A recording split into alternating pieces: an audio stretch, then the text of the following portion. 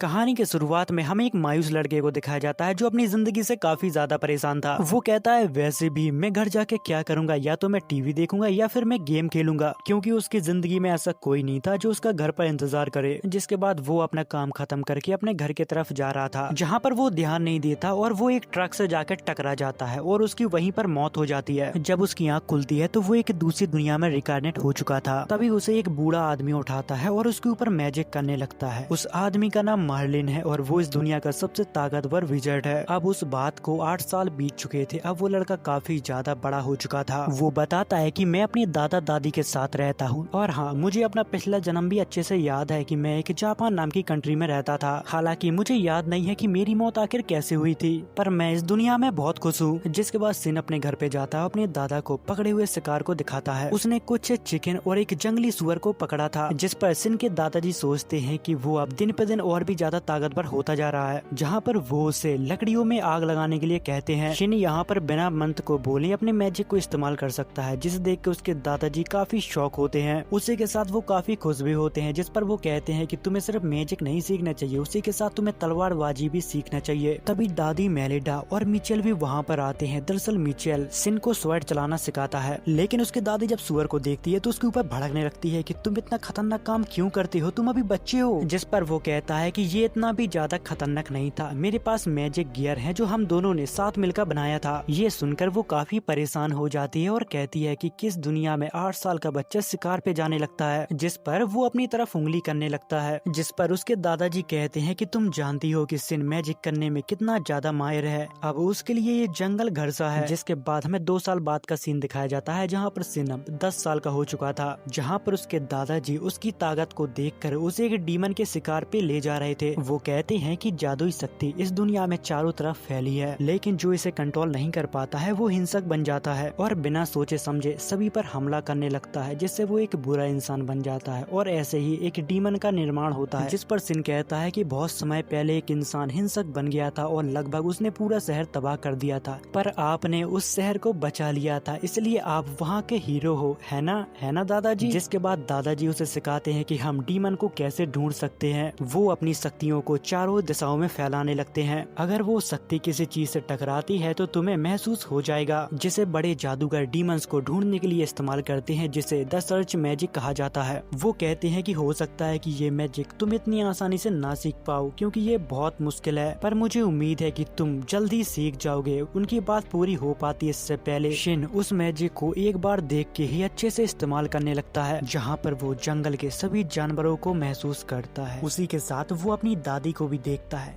तभी उसको कुछ गलत लगता है और वो यहाँ पर घबरा जाता है। उसके दादाजी समझ गए थे कि उसने उसे ढूंढ लिया। तभी शिन अपने दादाजी से कहता है कि हमें जल्दी जाके उसे रोकना होगा, अगर हमने ऐसा नहीं किया तो कुछ बुरा हो सकता है। जिसके बाद वो दोनों भागकर उस डीमन के तरफ जाने लगते हैं। तभी उसे देखते ही शिन अपनी स्वॉर्ड को बाहर निकाल लेता है और सीधा उसके ऊपर अटैक करने लगता है। इससे पहले उसके दादाजी यहाँ पर रोक पाते हैं कि वो डीमन बहुत ज्यादा खतरनाक है। इतनी ही देर में शिन उस डीमन को खत्म कर देता है, जिसे देखकर उनके होश उड़ जाते हैं। जिसके बाद सिन अपने दादाजी के पास जाता है और उनसे कहता है कि मुझसे कुछ गलती हो गई है क्या। जिस पर वो कहते हैं कि नहीं, मुझे बस पुरानी बातें याद आ गई थी, तुमने बहुत ही अच्छा काम किया। ये सुनते ही शिन काफी खुश हो जाता है। तभी उसके दादाजी कहते हैं कि तुमने अपनी तलवार और जूतों पे ऐसा कौन सा जादू किया जिससे तुम इतने ताकतवर और इतने फास्ट कैसे हो गए। जिस पर वो हंसने लगता है। जिसके बाद सीन शिफ्ट होता है, जहाँ पर वो तीनों बैठे होते हैं और बात कर रहे थे कि वो लड़का अब दिन पे दिन और ज्यादा शक्तिशाली होता जा रहा है। आज तो उसने एक बड़े से डीमन को मार डाला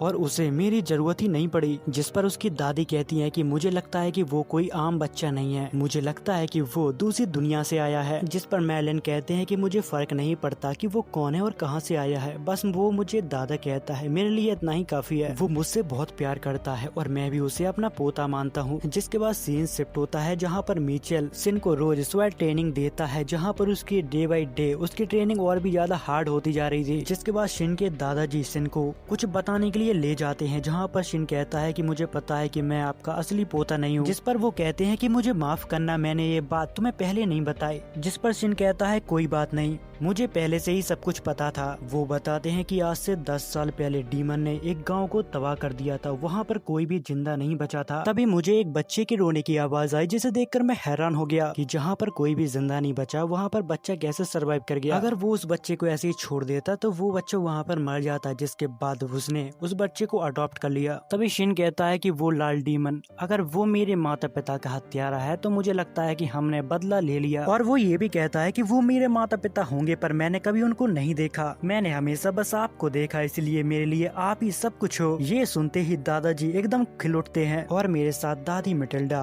और अंकल मेचल भी हैं, इसलिए मुझे कभी अकेला फील नहीं हुआ। ये सुनते ही दादाजी यहाँ पर रोने लगते हैं। अब ऐसे ही 5 साल और बीत जाते हैं। अब सिन 15 साल का हो चुका था, जहाँ पर उसे मिलने के लिए अंकल डिस, क्रिस्टीना और मार्क्यूज आए थे। जहाँ पर अंकल डिस कहते हैं कि अब तुम 15 साल के हो चुके हो, क्या करने का सोच रहे हो। जिस पर क्रिस्टीना कहती है कि तुम काफी ज्यादा ताकतवर हो, इसलिए तुम ऑर्डर में भी शामिल हो सकते हो या फिर एक डीमन हंटर भी बन सकते हो। वो अभी इन सब कामों के बारे में नहीं जानता था क्योंकि उसने अभी बाहर की दुनिया देखी ही नहीं। जिस पर वो कहता है कि हाँ, मुझे सब कुछ सीखना होगा और मुझे पैसे भी कमाने होंगे और उसे इस्तेमाल करना भी सीखना होगा। अभी तो हमारे मेन कैरेक्टर को ये भी नहीं पता कि इस दुनिया में पैसे कैसे होते हैं और उनको कैसे इस्तेमाल किया जाता है। ये सुनते ही सभी लोग शॉक हो जाते हैं और मेलन की तरफ घूर कर देखने लगते हैं। जिस पर मेलन हंसते हुए कहता है कि मुझे माफ करना, मैं उसे ये सब सिखाना तो भूल ही गया। जिस पर सिन कहता है कि अगर मुझे जहाँ तक याद है मैंने स्वैड और मैजिक के अलावा कुछ भी नहीं सीखा। जिसके बाद अंकल डैन उसकी पावर को टेस्ट करने के लिए उसे एक ट्रेनिंग ग्राउंड पे ले जाते हैं और उसे उसके दादाजी कहते हैं कि तुम इन सबको अपनी पावर की एक छोटी सी झलक दिखाओ। जिसके बाद वो अपने मैजिक को एक्टिवेट करता है, जिसे देखकर वो सभी लोग शॉक हो जाते हैं। यहाँ पर 2 लोग तो उसका मैजिक देखकर बिल्कुल शॉक में चले जाते हैं क्योंकि उन्हें आज से पहले कभी ब्लू कलर का मैजिक देखा ही नहीं था। जब वो अपनी पावर से एक छोटा सा अटैक करता है तब यहाँ पर एक इतना बड़ा धमाका होता है, जिसकी पावर को देखकर यहाँ पर सभी के होश उड़ जाते हैं। जिस पर सिन हंसते हुए कहता है कि अभी के लिए मैं इतना ही कर सकता हूँ, मैं नहीं चाहता कि धरती का एक टुकड़ा अलग हो जाए। जिसको देखकर दादी यहाँ पर दादा के ऊपर इतनी ज्यादा गुस्सा होती है कि तुमने इस बच्चे को क्या बना दिया। जिस पर दादा कहता है कि अरे मुझे माफ कर दे, मैं तो बस उसे ऐसे ही मैजिक सिखाया था, मुझे नहीं पता था कि वो इतना ज्यादा ताकतवर हो जाएगा। जिसके बाद सीन कट होता है जहाँ पर दादाजी अंकल डैन से कहते हैं कि मैं अभी इसको कहीं भी भेजने के लिए तैयार नहीं हूँ, क्योंकि अगर किसी को इसकी पावर के बारे में पता लग गया तो सभी लोग इसको हासिल करने की कोशिश करने लगेंगे। पर वो अब काफी बड़ा हो गया है तो उसे दुनिया के तौर तरीके सीखने होंगे। जहाँ पर अंकल डैन उन्हें सुझाव देते हैं कि उसे अब मैजिक एकेडमी में ज्वाइन कर देना चाहिए और वो उन्हें पूरा विश्वास दिलाता है कि मैं कभी भी सिन को हथियार के रूप में या फिर सेना के रूप में कभी भी इस्तेमाल नहीं करूंगा। ये सुनकर सिन भी मान जाता है कि मैं मैजिक एकेडमी जा रहा हूँ, पर मुझे नहीं पता कि वो क्या है, पर फिर भी मैं वहाँ पर जाने के लिए काफी एक्साइटेड हूँ। उसी के साथ अंकल डैन ये भी कहते हैं कि पर तुम्हें एंट्रेंस एग्जाम खुद ही क्लियर करना होगा, मैं तुम्हारी उसमें कोई भी मदद नहीं कर सकता। दरअसल वो एक किंग है, उनकी राज्य की सीमा वहाँ पर नहीं लगती।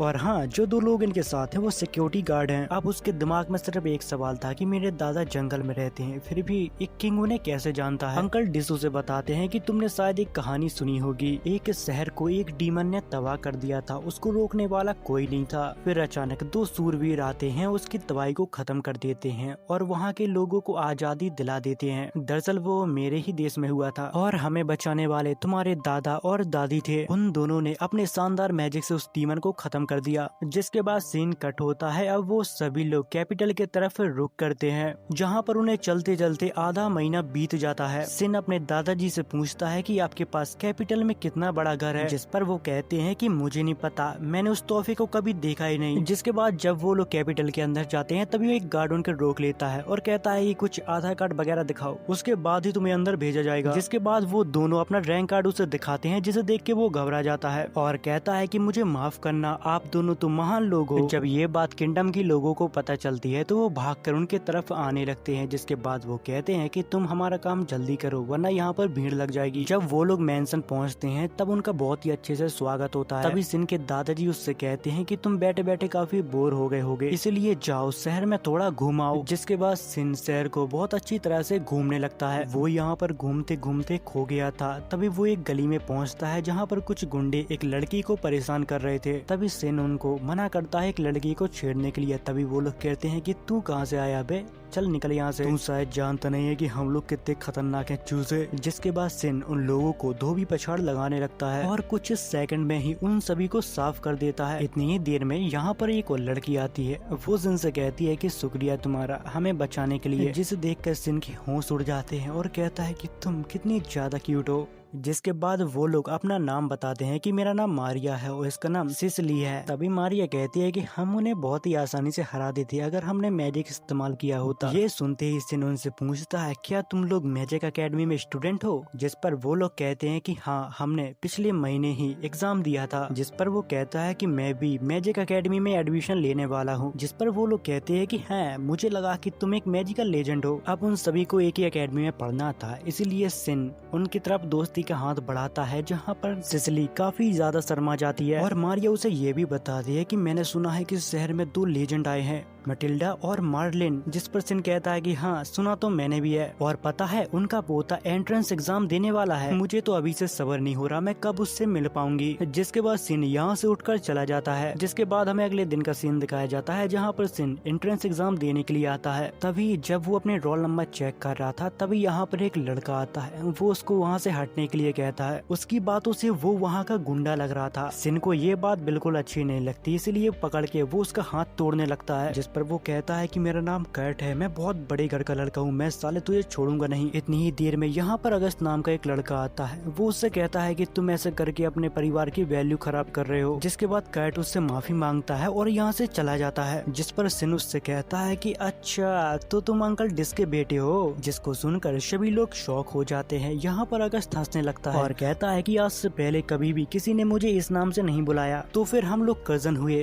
दूसरी तरफ हमें उन दोनों लड़कियों को दिखाया जाता है। वो कहती हैं कि ये अगस्त के साथ इतने जल्दी फ्रेंडली कैसे हो गया। जिसके बाद हमें एंट्रेंस एग्जाम का सीन दिखाया जाता है, जहाँ पर सिन एक लड़के को देख के कह रहा था, मैंने कभी भी अपनी उम्र के लड़कों को मैजिक करते हुए नहीं देखा। तभी उसके सामने एक लड़का मैजिक करता है, जिसे देखकर वो सोचता है क्या ये है मैजिक? ये मैजिक नहीं, ये तो बकवास है। जिसके बाद जितने भी पार्टिसिपेट होते हैं वो सभी लोग अपना अपना मैजिक दिखाते हैं। जिस पर सिन सोचता है कि सच बताऊं तो ये लोग मैजिक के नाम पे कलंक हैं। ये देखने के बाद उसे इनके ऊपर दया आने लगती है। तभी टीचर उसकी तरफ देखता है और उससे कहता है क्या हुआ, कोई प्रॉब्लम है क्या? अब तुम्हारा नंबर है। उसी के साथ वो टीचर ये भी कहती है कि तुम्हारे बारे में हमें महाराज ने बताया था, यहाँ पर कोशिश करना कि तुम अपनी शक्तियों को कंट्रोल में रखो, कहीं तुम पूरी एकेडमी न उड़ा दो। जिसके बाद सिन अपनी 0.01% मैजिक को इस्तेमाल करता है, जिसे देखकर यहाँ पर सभी के होश उड़ जाते हैं। जिसके बाद हमें अगले दिन का सीन दिखाया जाता है, जहाँ पर सिन ने एंट्रेंस एग्जाम में टॉप मारा था। जब ये बात एकेडमी में टीचरों को पता चलती है कि वो विशमैन का पोता है, तब उसको बुक्स और स्पेशल यूनिफॉर्म दे दी जाती है। दूसरी तरफ हमें कैट को दिखाया जाता है, जो अब सिन से बदला लेने की प्लानिंग कर रहा था। दूसरी तरफ हमें शेन को दिखाया जाता है, जो अपने यूनिफॉर्म को बड़े ध्यान से देख रहा था, क्योंकि उसके ऊपर मैजिक किया गया था। बट शेन को वो मैजिक कितना कुछ खास पसंद नहीं आता, इसलिए वो उसका चेंज करने का डिसाइड करता है। जिसके बाद अगले दिन स्कूल जाने के लिए शेन तैयार होता है। तभी कुछ लोग उसे उन 2 लेजेंड के साथ देखकर काफी शॉक हो जाते हैं और भागकर उनसे मिलने के लिए आने लगते हैं। जिसके बाद हमें एकेडमी के सेरेमनी का सीन दिखाया जाता है, जहाँ पर सिन को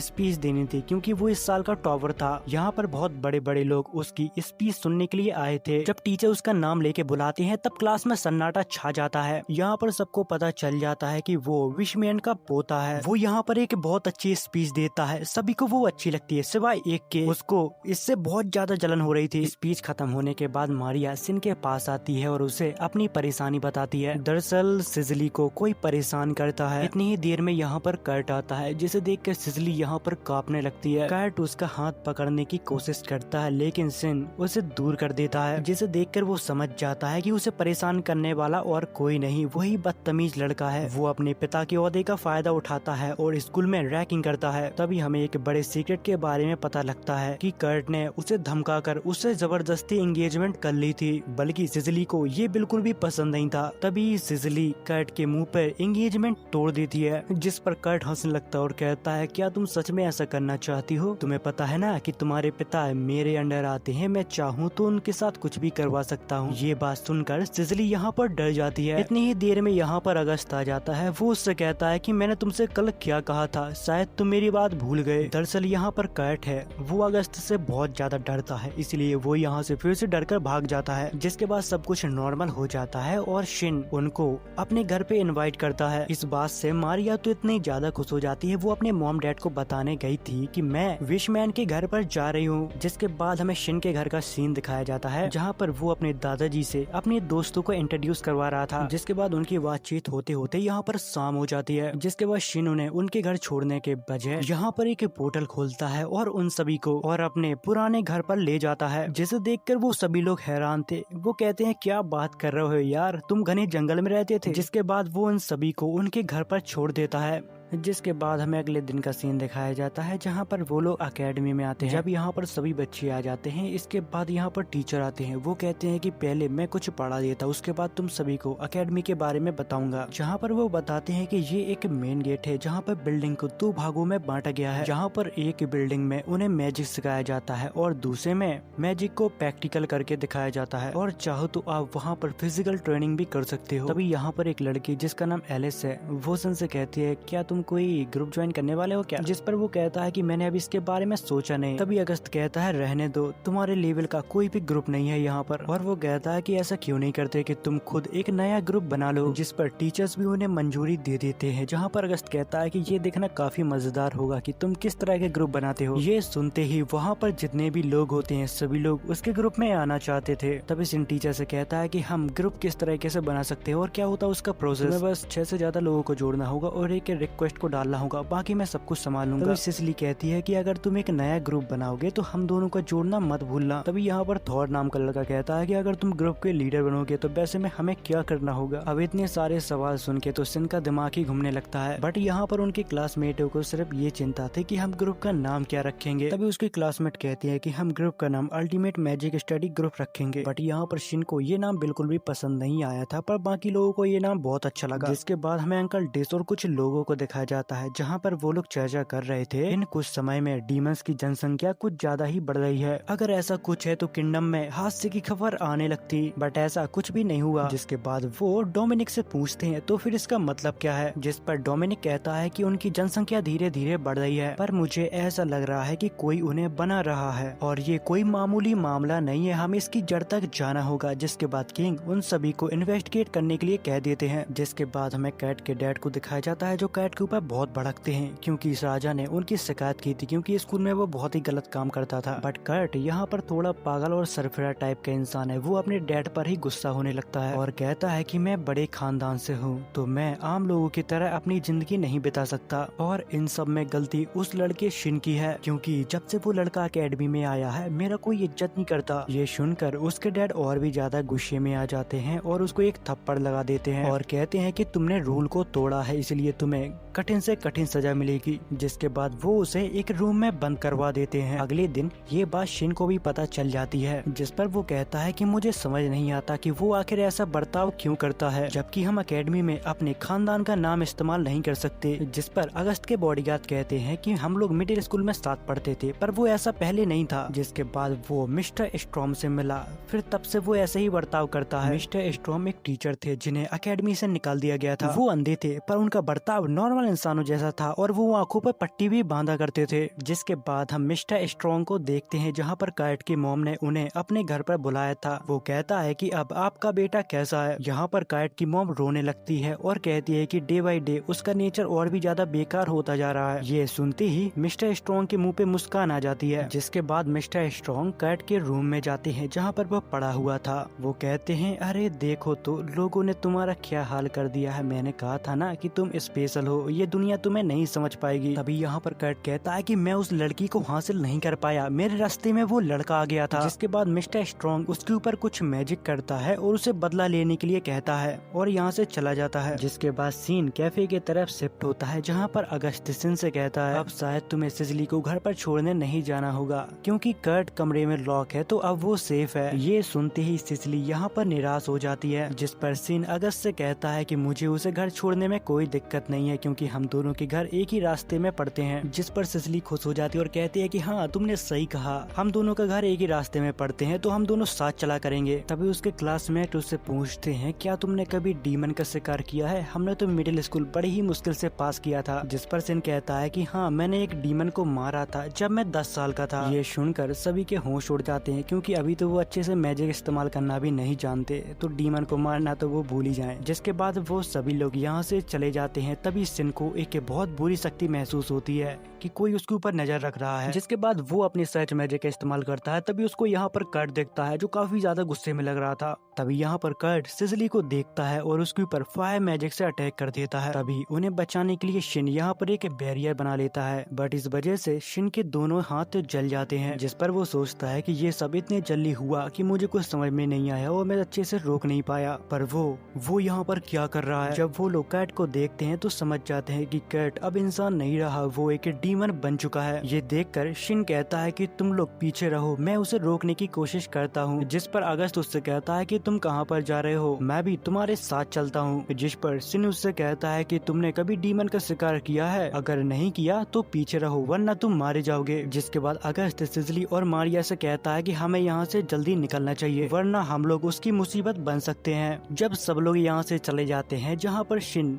उस डीमन से कहता है तो फिर अब बहुत हुआ, चलो आ जाओ। यहाँ पर शिन कैट के ऊपर अटैक करता है पर कैट यहाँ पर ज्यादा जख्मी नहीं होता, वो अपने आप को रिकवर कर लेता है। यहाँ पर शिन भी उसके ऊपर अपना ताकतवर मैजिक इस्तेमाल नहीं करना चाहता था क्योंकि उससे उसकी मौत हो सकती है। तभी यहाँ पर कैट कहता है कि मैं तुझे खत्म कर दूंगा। ये सुनते ही शिन काफी हैरान हो जाता है क्योंकि उसने जिंदगी में पहली बार किसी बोलते हुए डीमन को देखा है। जिसके बाद कैट उसके ऊपर बड़ा ही खतरनाक एक अटैक करता है। शिन उसके मैजिक से बड़े ही आसानी से बच जाता है और उसके ऊपर थंडर मैजिक का इस्तेमाल करता है। उस झटके से कैट यहाँ पर चीखने लगता है जिसे देखकर शिन समझ जाता है कि वो अभी पूरी तरह से डीमन नहीं बना, तो मुझे उसे इंसान बनाने का रास्ता ढूंढना होगा। पर इससे भी वो कैट को ज्यादा देर तक नहीं रोक पाता। कैट थोड़ी देर बाद फिर से उसके ऊपर हमला करने लगता है, जिसके बाद वो अपनी पावर को इकट्ठा करने लगता है। उसका धमाका इतना बड़ा हो सकता है कि वो एक ही झटके में पूरी अकेडमी को उड़ा देगा, जिसे देखकर शिन भी काफी कंफ्यूज था कि मैं आखिर इसे किस तरह से रोकूं। अगर मैंने ज्यादा पावर इस्तेमाल कर ली तो इसकी जान भी जा सकती है। अब उसके पास कोई भी रास्ता नहीं बचा था। जिसके बाद वो अपनी स्वॉर्ड को बाहर निकालता है और कैट को खत्म कर देता है। कैट की मौत होने के बाद यहाँ पर शिन को बहुत बुरा लगने लगता है क्योंकि आज से पहले कभी भी उसने किसी भी इंसान को नहीं मारा। थोड़ी देर बाद यहाँ पर सभी लोग आते हैं। शिन उनसे कहता है कि मैं उसकी मदद करना चाहता था पर मेरे पास कोई और रास्ता नहीं था। जिस पर अगस्त कहता है कि अब से तुम्हारे लिए चीजें और भी ज्यादा मुश्किल होने वाली हैं। ये इतिहास में डीमन के दूसरी बार दिखाई देने वाली वारदात है। ये एक बड़ी बात है, इससे पूरा देश हिल सकता है। इतनी ही देर में यहाँ पर कुछ सोल्जर आते हैं। वो कहते हैं कि हमने सुना था कि यहाँ पर कोई डीमन देखा गया है। जिस पर अगस्त कहता है कि हाँ वो पड़ा है। ये सुनकर सोल्जरों का मुंह फट जाता है। उन्हें लगता है कि अगस्त इतना ताकतवर है कि उसने एक डीमन को खुद ही मार गिराया। पर इस पर अगस्त कहता है कि मेरी बात ध्यान से सुनो, इसे मैंने नहीं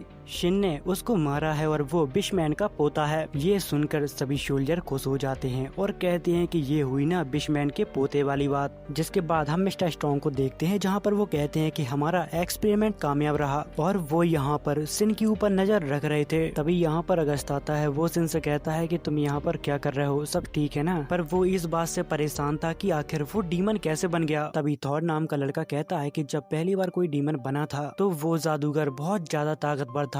वो इतना ज्यादा ताकतवर था कि उसने अपने ऊपर से कंट्रोल खो दिया था। पर कल्ट के साथ ऐसा कैसे हो सकता है, वो तो अभी जादू सीख रहा था और इसमें इतना कुछ माहिर भी नहीं था। जिस पर शिन कहता है कि शायद ऐसा भी हो सकता है कि उसे किसी ने डीमन बना दिया हो। मेरे दादाजी ने कहा था कि डीमन पूरी तरह से बेवकूफ होते हैं, वो बस चिल्लाते रहते हैं। पर मैंने जो कल देखा मुझे अपनी आंखों पर विश्वास नहीं हुआ क्योंकि वो डीमन बात कर रहा था और जब मैं उसके साथ लड़ रहा था वो डीमन बहुत कमजोर था। ये बात सुनकर सभी लोग शांत हो जाते हैं और कहते हैं कि डीमन वो भी कमजोर, पर हमारे तो बड़े बड़े योद्धा उनको नहीं हरा पाते। और शिन कहता है कि मुझे लगता है कि कर्ट एक तरह का एक्सपेरिमेंट था। जिसके बाद हमें शिन के घर का सीन दिखाया जाता है जहाँ पर अंकल डिस उससे मिलने के लिए आए थे। वो लोग उन्हें शाबाशी देते हैं और कहते हैं कि ये किंगडम खतरे में था पर आपने अपनी जान की बाजी लगा के उस डीमन को खत्म कर दिया। इस वजह से राजा आपको मेडल देने वाले हैं। बट इस बात से शिन के दादाजी काफी नाराज होते हैं। वो कहते हैं कि मैंने तुमसे कहा था ना कि तुम इसे अपने किसी भी काम में इस्तेमाल मत करना। जिस पर डिन कहता है कि हमें माफ करना, पर हमने इसे किसी भी काम में इस्तेमाल नहीं किया। लेकिन फिर भी शिन ने हमारे किंगडम को बचाया है, इसलिए हम उसे सम्मान देना चाहते हैं। मुझे बस आपकी अनुमति चाहिए, मेरे लिए नहीं, यहाँ के लोगों के लिए। जिस पर दादाजी कहते हैं कि मुझे तुम पर विश्वास है, अगर तुमने मेरा भरोसा तोड़ा तो हम ये शहर छोड़कर चले जाएंगे। अगले दिन पूरे शहर में बात फैल जाती है कि शिन ने उस डीमन को हराया है। जिस पर शिन कहता है कि अंकल डिस तो कह रहे थे कि मैं इस बात को दबा दूंगा, पर यह बात तो चारों तरफ फैल गई है। शिन अब इतना ज्यादा पॉपुलर हो चुका था कि पूरे एकेडमी के बच्चे उसके ग्रुप में ज्वाइन होना चाहते हैं, पर टीचर उन्हें मना कर देते हैं क्योंकि अगर ऐसा हुआ तो बाकी ग्रुप खाली हो जाएंगे। जिसके बाद हमें किंग और उनके कुछ खास लोगों को दिखाया जाता है, जहाँ पर किंग उन्हें बताते हैं कि कैट को किसी ने डीमन बनाया था, शिन उससे लड़ा था, उसने खुद मुझे बताया था। जिसके बाद किंग उन दोनों को इस चीज का पता लगाने के लिए कहते हैं। जिसके बाद हमें स्टडी रूम को दिखाया जाता है, जहाँ पर दो नए लोग आए थे।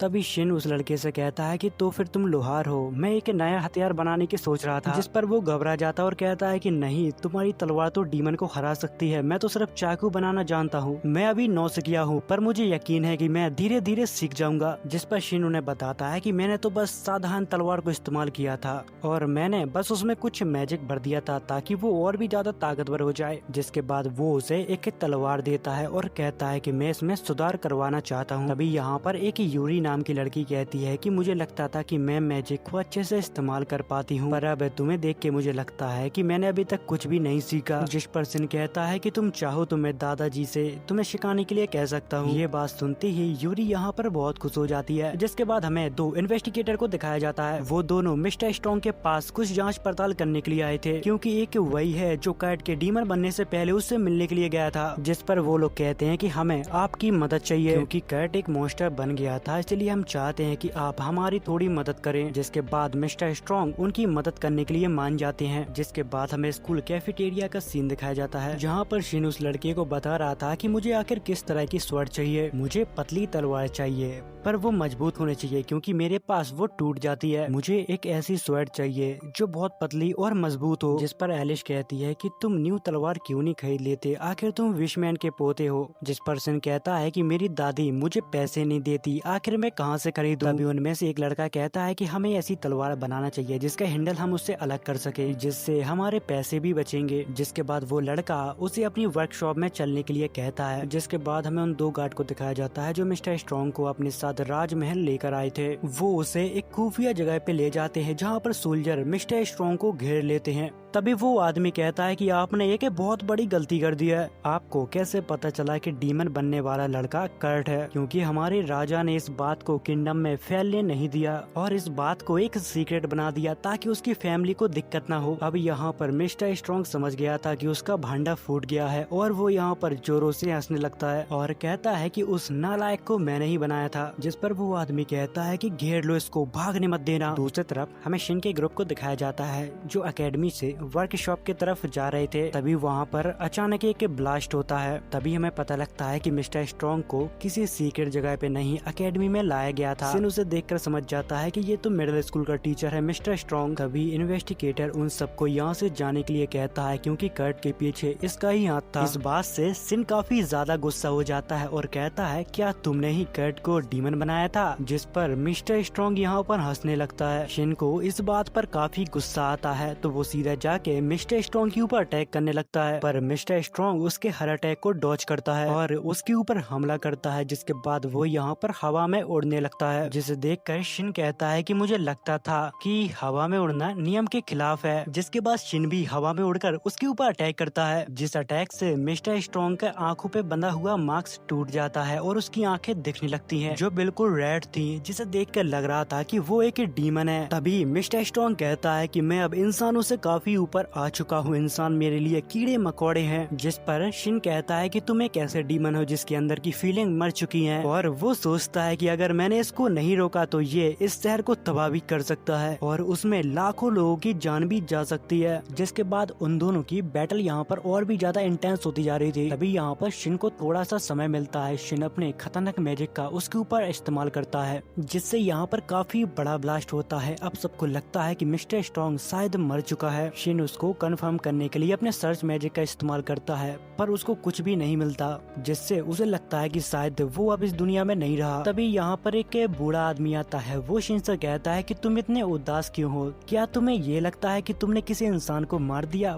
पर वो एक डीमन था, तुम्हें इसका शोक नहीं मनाना चाहिए। अगर ये बात नहीं है तो फिर तुम अपना सर उठाओ, क्योंकि तुम्हारे वजह से आज हम सभी जिंदा हैं। तभी यहाँ पर एक बूढ़ा आदमी आता है जिसको किंग ने ऑर्डर दिया था डीमन के बारे में पता लगाने के लिए। वो कहता है, जब तक हमें डीमन के बारे में पता लगा तब तक तुमने उसको खत्म कर दिया, तुम्हारा बहुत बहुत शुक्रिया। तभी वो लोग पूछते हैं कि आखिर तुमने ये कैसे कर लिया? जिस पर शिन कहता है कि मैंने बस सूरज की किरणों से ताकत ली और उस डीमन को यहाँ पर जला दिया। खैर, ऐसे लोगों को बताने से क्या फायदा, उनको कुछ समझ ही नहीं आएगा। जिसके बाद सीन शिफ्ट होता है जहाँ पर सिन की दादी मारिया को अपने पास बुलाती है और उससे पूछती है कि आखिर इन दोनों के बीच चल क्या रहा है, जिस पर वो कहती है कि मुझे पक्का तो नहीं पता, पर मैं इतना कह सकती हूँ कि वो शायद एक दूसरे को पसंद करते हैं। जिसके बाद सीन एक कट होता है। तभी अगस्त नोटिस करता है कि सिन थोड़ा मायूस है। तभी वो उससे पूछता है कि आखिर क्या हुआ है, जिस पर वो कहता है कि मुझे लगता है कि स्ट्रॉन्ग अभी भी जिंदा है। तुमने मेरे हीट मैजिक का असर जमीन पर देखा था ना, पर मैंने एक बार जब इसको जंगल में इस्तेमाल किया था तब ऐसे गड्ढे नहीं बने थे और कोई भी विस्फोट नहीं हुआ था। मुझे लगता है कि उसने ये धमाका करके हमें चकमा दे दिया है। जिस पर अगस्त कहता है कि अगर तुम्हारी बात सही है तो फिर तुम्हारे पास हथियार होना चाहिए, क्योंकि तुम्हारा उसका आमना सामना कभी भी हो सकता है और जहाँ तक मुझे लगता है कि तुम्हारे अलावा उसको कोई भी नहीं हरा सकता। जिसके बाद वो लोग बीन वर्कशॉप पर जाते हैं जहाँ पर उनका एक दोस्त उसकी तलवार को और भी ज्यादा पतला करने वाला था। जहाँ पर इस लड़के का नाम मार्क है और उसके साथ जो लड़की है उसका नाम ओलिविया है। जिसके बाद मार्क अपने डैड को आवाज लगाता है जहाँ पर उसके डैड कहते हैं कि तू मुझे पिताजी मत कहा कर, शॉप में तू मुझे बॉस कहा कर। तभी वो आदमी अगस्त को देखता है जिसे देखकर वो डर जाता है और कहता है कि अरे राजकुमार, आप यहाँ पर कैसे, आप बता देते तो मैं वहीं पर आ जाता। अगस्त कहता है कि कोई बात नहीं, मुझे अपने दोस्त के लिए एक तलवार बनवानी थी। जिस पर वो आदमी कहता है कि अरे इस बच्चे के लिए बनवानी है, मेरा मतलब इस नौजवान लड़के के लिए। जिस पर वो कहता है कि मैं शायद तुम्हारी मुलाकात करवाना भूल गया, ये है बिशमैन का पोता शिन। ये सुनते ही वो आदमी यहाँ पर घबरा जाता है और कहता है ये तो वही है जिसने डीमन को हराया था। इस लड़के के लिए हम तलवार क्या, हम अपनी जान भी दे सकते हैं। आखिर ये हमारे यहाँ का हीरो जो है। जिसके बाद हमें एक दूसरे एम्पायर को दिखाया जाता है जहाँ पर एक राजा के पास एक खबरी उसे बताता है कि हमारे दुश्मनों के ऊपर डीमन ने अटैक कर दिया है, जिस वजह से उनके राज्य में डर का माहौल है और ये खबर चारों तरफ फैल चुकी है। जिस पर वो खुश हो जाता है और कहता है कि यही मेरा मौका है उस किंगडम के ऊपर राज करने का। दूसरी तरफ हमें शिन और उसके दोस्तों को दिखाया जाता है जहाँ पर वो लोग वर्कशॉप से बाहर निकल रहे थे। तभी शिन की नजर एक ज्वेलरी स्टोर पर जाती है जिस पर शिन सिजली से कहता है कि मैं सोच रहा था कि तुम्हारे लिए कुछ बाय कर लूं। ये सुनते ही सिजली यहाँ पर शर्म के मारे लाल हो जाती है। स्टोर पे ले जाने के बाद शिन उससे कहता है कि तुम्हें जो अच्छा लगे वो तुम ले सकती हो, पर सिजली उससे कहती है कि मुझे अच्छा लगेगा अगर तुम मेरे लिए कुछ पसंद करोगे तो। जिसके बाद शिन एक रिंग को बाय करता है और उसको पहना देता है। जिसके बाद सीन शिफ्ट होता है। हमें यहाँ पर डिस्क महल को दिखाया जाता है जहाँ पर शिन को बुलाया गया था क्योंकि वो सभी के सामने उसको सम्मानित करना चाहते थे। उसको मेडल देकर सम्मानित किया जाता है और फिर तभी किंग यहाँ पर सभी को बताता है कि ये मेरा दोस्त का यानी कि बिशमैन का पोता है। मैंने उनसे वादा किया था कि मैं कभी भी उसको अपने फायदे के लिए इस्तेमाल नहीं करूंगा। जिसके बाद हमें अगले दिन का सीन दिखाया जाता है जहाँ पर घर से बाहर निकलते ही बहुत सारे लोगों की वहाँ पर भीड़ लगी हुई थी। शिन इतनी सारी भीड़ देखकर काफी परेशान हो जाता है, इसलिए वो फटाक से अपने गेट को बंद कर लेता है। जिस पर मारिया कहती है कि राज के बहुत से लोगों को राजा ने तुमसे नहीं मिलवाया, इसीलिए वो सुबह से तुम्हारे दरवाजे पे खड़े हुए हैं। जिस पर वो कहता है कि अगर ऐसे ही चलता रहा तो हम अकेडमी नहीं पहुंच पाएंगे। जिसके बाद शिन अकेडमी के लिए सीधा पोर्टल खोलता है। जिस पर उसके क्लासमेट कहते हैं कि आखिर तुम इस तरह से क्यों आए हो। वो अपने दोस्तों को बताता है कि मेरे घर के बाहर बहुत सारे लोग खड़े हुए हैं, वहाँ से मैं नहीं निकल पाता, इसीलिए मैंने सोचा कि मैं डायरेक्ट अकेडमी ही पहुँच जाऊँ। जिसके बाद वो सारे क्लास के लोगों को एक लीडर की तरह समझाता है कि हमारे साथ अभी काफी हादसे हुए हैं, इसीलिए मैं सोच रहा था कि हम सभी अपना अपना लेवल अप करें ताकि आने वाले खतरे के लिए हम सभी तैयार रहें। वो यहाँ पर मैजिक के बारे में उन सभी को समझा रहा था, पर उन सभी के चेहरे देखकर शिन समझ जाता है कि मैंने अभी तक उनको जो भी समझाया उनको बिल्कुल पल्ले नहीं पड़ा। जिसके बाद वो उन्हें प्रैक्टिकल करके दिखाना सोच रहा था। जिसके बाद वो यहाँ पर मारिया को बुलाता है और उससे कहता है कि तुम यहाँ पर एक बैरियर बनाओ, जिसे देखकर वो कहता है कि ये बैरियर तुम्हारा किसी काम का नहीं, ये बहुत ज्यादा पतला है, ये किसी भी मैजिक के सामने ज्यादा देर तक नहीं टिक पाएगा। जिसके बाद वो यहाँ पर सिजलियन को बुलाता है और उससे कहता है कि तुम अपना डिफेंस मैजिक को इस्तेमाल करो। और वो यहाँ पर सभी को बताते हैं कि मिस्टर स्ट्रॉन्ग ने जब मेरे पहले अटैक को रोका था तो उसने मैजिक बैरियर का इस्तेमाल किया था। वो इस चीज के बारे में सबको इसलिए बता रहा था ताकि वो कम से कम अपनी जान तो बचा पाए। अगर तुम सही से इसको इस्तेमाल करोगे तो तुम किसी भी मैजिकल पावर को रोक सकते हो। जिसके बाद वो उन सभी को अपनी मैजिकल पावर का एक छोटा सा हिस्सा दिखाता है जिसका ऑरा इतना ज्यादा खतरनाक था कि उनकी रूह कांप जाती है। और उन सभी से कहता है कि अगर तुम अपने मैजिक पावर को कंट्रोल ही नहीं कर पाए तो फिर तुम्हारा कुछ भी नहीं हो सकता। तो फिर हम लोग कल से अपनी मैजिकल पावर को कंट्रोल करना सीखेंगे। जिसके बाद हमें इम्पीरियल कैपिटल को दिखाया जाता है, जहाँ पर स्ट्रॉन्ग बड़े ही आराम से रह रहा था, जहाँ पर वो एक लड़की से कहता है कि कैपिटल में वॉर की तैयारी चल रही है, लगता है तुम्हारे राजा ने अच्छा काम किया। जिसके बाद हमें शिन को दिखाया जाता है, वो गेट से अपने घर पर आया था, जहाँ पर उसके दादाजी कहते हैं कि तुम इस तरह से क्यों आए हो, कुछ हुआ है क्या? जिस पर वो कहता है कि आपने नोटिस नहीं किया, बाहर लोगों की बहुत सारी भीड़ है, जिनकी वजह से मैं अकेडमी और घर से बाहर नहीं निकल सकता। जिस पर उसके दादाजी हंसने लगते हैं और कहते हैं कि लोग बहुत ही जल्दी शांत हो जाएंगे। जिसके बाद हमें अगले दिन का सीन दिखाया जाता है, जहाँ पर शिन अपने क्लासमेट से पूछता है कि आखिर ये तुम्हारे चेहरे के साथ क्या हो गया। वो कहती है कि मेरे साथ ये अक्सर होता रहता है, मैं अपने मैजिक के ऊपर कंट्रोल नहीं कर पाती। जिसके बाद शिन अपनी तलवार लेने के लिए वर्क शॉप पर जाता है, जहाँ पर उस आदमी ने शिन के लिए एक बहुत ही बेहतरीन तलवार बना के रेडी कर दी थी, जिसका हैंडल एक बटन दबाने से अलग हो जाता। तभी अगस्त शिन को बताता है, अगर सच कहूँ तो जल्द ही युद्ध होने वाला है, अगर हमारी सिटी युद्ध में हारती है तो स्टूडेंट को भी युद्ध में शामिल किया जा सकता है, और वैसे भी अभी ये युद्ध चालू नहीं हुआ है तो इसके बारे में सोचने का कोई मतलब नहीं।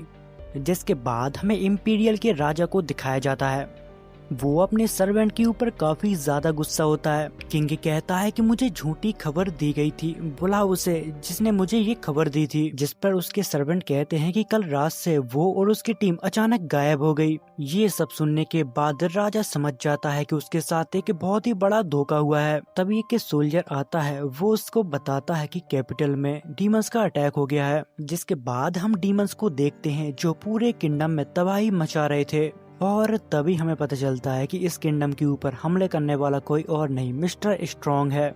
मतलब कि जिस थाली में खाया उसी में छेद किया। वो कहता है कि अभी ट्रूप्स को लौटने में 2-3 दिन तो लग ही जाएंगे, तब तक हम इनका अच्छे से स्वागत करते हैं। जब फाइटर वापस आते हैं तब किंग उनसे कहता है कि मुझे पूरा किंगडम अपना जल्द से जल्द साफ चाहिए, तुम लोग जितना हो सके उतने जल्दी इन डीमन को यहाँ से भगा दो। जब किंग पीछे मुड़ के देखता है तो उसकी राजगद्दी पे स्ट्रॉन्ग पहले से ही बैठा था, और किंग यहाँ से भागने की कोशिश करता है। तभी स्ट्रॉन्ग यहाँ के रास्ते बंद कर देता है। जिसके बाद मिस्टर स्ट्रॉन्ग कहता है कि अब चाहे कुछ भी हो जाए, मैं तुम्हें अपने हाथों से मारूंगा। तभी वो किंग के नीचे एक मैजिक सर्कल समन करता है, जिससे वो मूव नहीं कर पाता और उसके ऊपर वो अटैक कर देता है। जिसके बाद उस जगह पे एक बहुत बड़ा धमाका होता है और वो किंग यहाँ पर खत्म हो जाता है। जब फोर्स किंगडम के पास जाती है तो वहाँ पर पहले से ही सब कुछ तबाह हो गया था। तभी हमें वहाँ पर मिस्टर स्ट्रॉन्ग की आवाज सुनाई देती है। वो कहते हैं कि तुम काफी जल्दी आ गए, मैं बस तुम लोगों का ही इंतजार कर रहा था। जिस पर वो लोग कहते हैं तो फिर इन सब के पीछे तुम्हारा हाथ था। तभी उनके सामने बहुत सारे डीमंस आ जाते हैं। जिसके बाद हमें एकेडमी के टीचर को दिखाया जाता है। वो कहते हैं कि स्ट्रॉन्ग को एक कैपिटल में देखा गया है और उस आदमी का कोई भी भरोसा नहीं है कि आगे वो क्या करने वाला है, इसलिए हमें हमेशा सावधान रहना होगा और उसी के साथ हमें लेवल अप भी करना होगा, क्योंकि हमारे उसके साथ कभी भी जंग छिड़ सकती है। इसलिए हम लोग नाइट स्कूल के स्टूडेंट के साथ ट्रेनिंग करेंगे। ये सब सुनने के बाद यहाँ पर सभी लोग काफी बुरा चेहरा बना लेते हैं। सिन उनको देखता है बट उसे कुछ भी समझ में नहीं आता। जिस पर मारिया उन्हें बताती है कि नाइट स्कूल के स्टूडेंट काफी ज्यादा बदतमीज हैं और हमारी उनकी कभी भी नहीं बनती।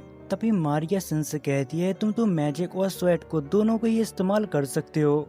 जिस पर वो लोग कहते हैं तो फिर तुम्हें क्या किसी नाइट ने ट्रेनिंग दी है क्या? जिस पर सिन उन्हें बताता है कि मेरे अंकल मिचेल मुझे ट्रेनिंग दिया करते थे, पर वो बहुत खतरनाक टीचर हैं। ये सुनकर सभी लोग शॉक हो जाते हैं क्योंकि मिचेल दुनिया का सबसे खतरनाक स्वैडमैन है। जिसके बाद हमें कैपिटल गेट के बाहर का सीन दिखाया जाता है, जहाँ पर सभी लोग ज्वाइंट ट्रेनिंग के लिए आए होते हैं, जहाँ पर उन्हें जंगल के अंदर जाके कुछ डीमन को मारना था, जहाँ पर 4 नाइट स्कूल के स्टूडेंट और 4 मैजिक स्कूल के स्टूडेंट होंगे। जहाँ पर नाइट स्कूल के स्टूडेंट उन्हें काफी ज्यादा कमजोर समझ रहे थे क्योंकि वो एक मैजिशियन है और ये लोग स्वैर्डमैन जो अपनी ताकत से युद्ध जीतते हैं। जिसके बाद हमें घोड़ा गाड़ी का सीन दिखाया जाता है, जहाँ पर शिन उन सबसे कहता है क्या तुमने कभी डीमन को मारा है? जिस पर उन्हें ऐसा लगता है कि ये हमारे सामने शो ऑफ कर रहा है और उनमें से एक लड़की उसके साथ झगड़ा करने लगती है। जिस पर सिन उससे कहता है कि तुम शायद गलत समझ रही हो, मैं तो सिर्फ इसलिए पूछ रहा था ताकि तुम लोग किसी मुसीबत में ना पड़ो। जिस पर वो लड़की कहती है कि आखिर तुम अपने आप को क्या समझते हो, तुम्हारे बिना हम कुछ नहीं कर पाएंगे क्या।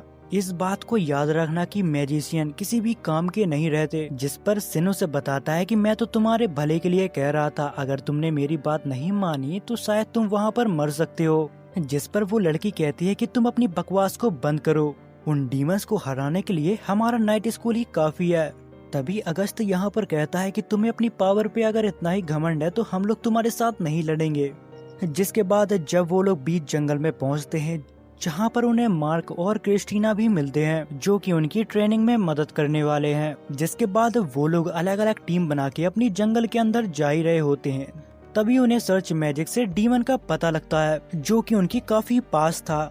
तभी नाइट क्लब के ऊपर एक डीमन अटैक कर देता है, जिस पर वो लोग घमंड में कहते हैं कि हमें किसी की जरूरत नहीं है, हम वैसे भी अपनी ताकत से किसी भी डीमन को मार सकते हैं।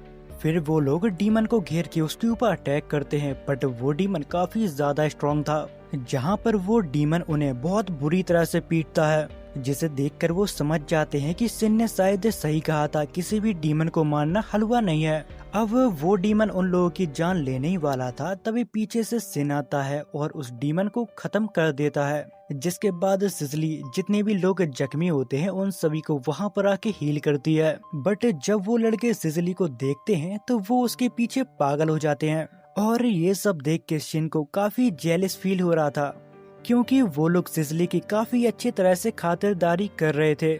जिसके बाद थोड़ी देर बाद उनको यहाँ पर काफी सारे डीमन होने का एहसास होता है। तभी वहाँ पर कुछ और लोग भागकर आते हैं, वो उनको यहाँ से भागने के लिए कहते हैं, क्योंकि सामने हजारों की तादाद में डीमंस हैं, जिन्हें देखकर वो भी डर जाते हैं। बट शिन के सामने कोई भी हो, वो कहाँ से डरने वाला था, और वो सभी को यहाँ से जाने के लिए कहता है और कहता है कि मैं सब कुछ संभाल लूंगा।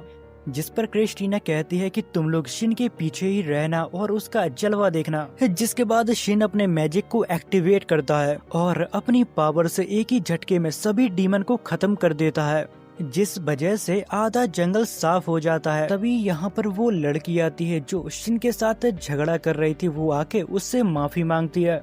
तो फिर इसी के साथ ये कहानी यहाँ पर एंड होती है। अगर आपको अच्छी लगे तो कमेंट करके मुझे जरूर बताना।